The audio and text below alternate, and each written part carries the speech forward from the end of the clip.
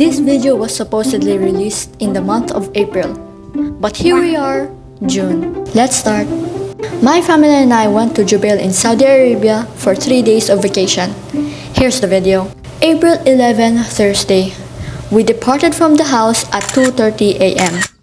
We, along with another vlogger or vloggers, arrived at the location at around 6:30 or 7:30 a.m. You can check Tiang Angel Vlogs channel at the description below. The area we stayed at was beautiful. You could hear the water washing the shore and the grass whispering behind. And whenever there is wind, you could feel the breeze against your cheeks. Before breakfast, we did some physical activities such as walking around and swimming. We took a short break before we flew a kite and wandered off with my Siberian Husky, Sky, though the blade of grass was annoying under the skin.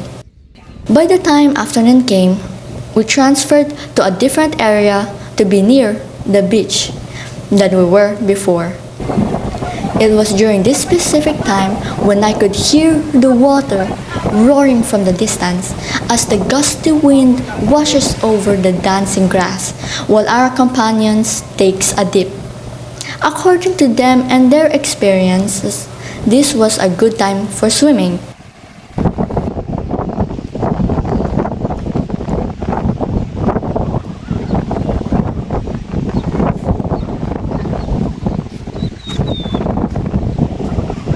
After lunch, we left for the rented flat. In Saudi, it was hard to find a place where dogs are allowed, but recently the people are starting to open up with the idea of dogs.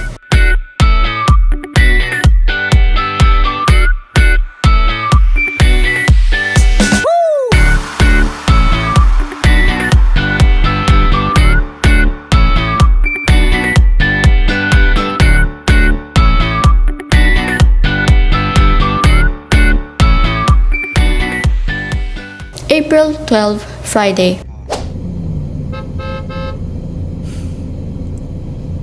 Ganyan talaga. And now let us offer our prayer for Easter. Tingnan mo, yung countdown. Lord, may the joy of this season inspire us to renew our friendship with you as your companions in vision. 1 minute. Open. May we be assigned. We returned to the beach to have breakfast. While it was being prepared, I was taking a film with Sky off leash. I had forgotten that she is a husky due to her meek personality. I'm sure this is a common fact, but to those who doesn't know, Siberian Husky is a well-known breed for their wolf-like appearance and their wanderlust nature.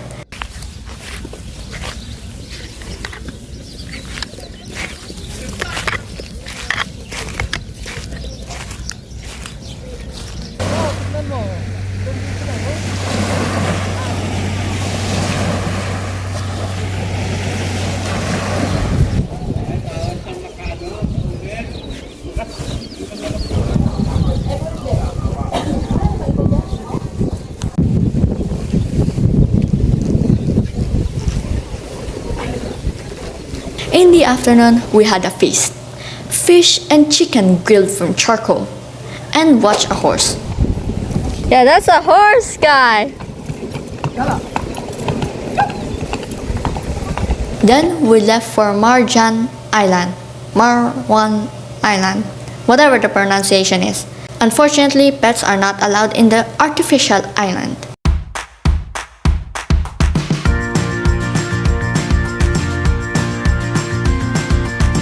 The place was jam-packed. Even the parking slots were filled. We had to walk all the way from outside the area. Some were near the entrance. There were boats and fruit stores, mainly pineapples. I do not know if the boat ride is possible as we circled around the island on foot. There were people having picnics everywhere I see. Blankets on the floor, eating food, some walking, children running. Heck, there's even a bouncy castle at the center.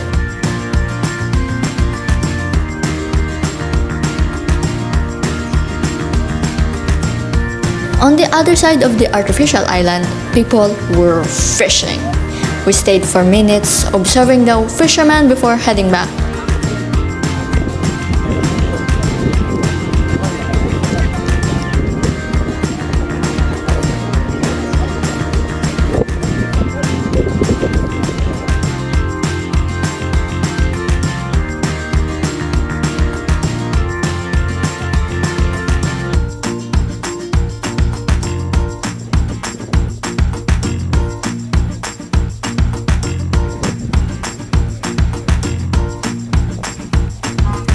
Expecting for a dramatic reunion, to my disappointment, Sky preferred chilling on top of the bench with Dad.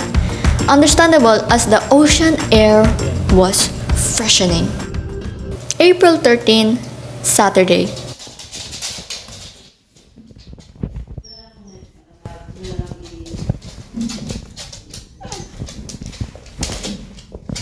Come on.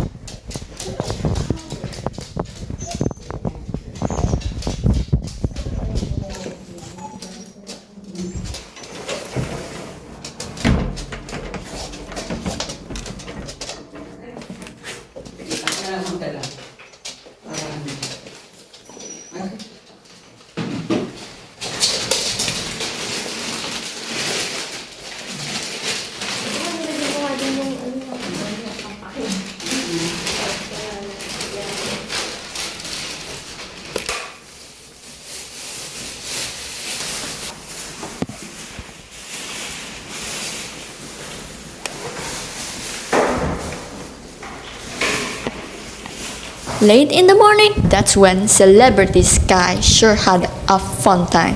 Sky and I stayed outside of IKEA while the adults went inside. Again, dogs were recently accepted in KSA, so access to public places are limited. I stayed under the shade and let the cold air cool the heat. It was a perfect temperature. I had conversations and questions regarding Sky, both local and foreigners. And they loved her. Who doesn't? Taking pictures and petting.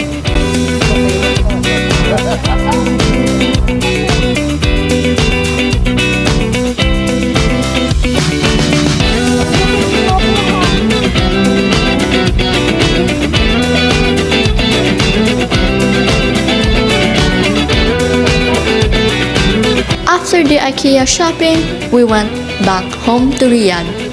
And that, my friends, is how the trip to Jubail ended. Have a nice day.